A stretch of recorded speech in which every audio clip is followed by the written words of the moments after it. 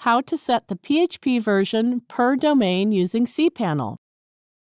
Log into your cPanel account and you will be on this page.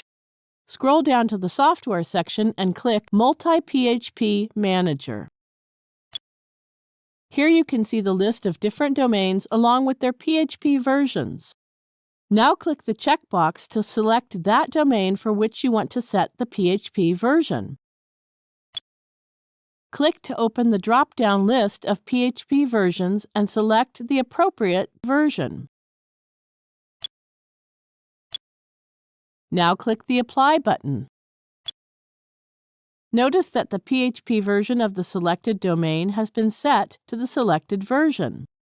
Similarly, you can select another domain and set the PHP version.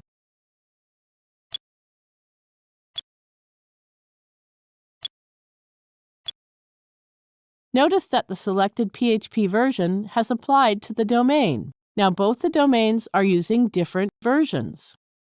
Thank you for watching.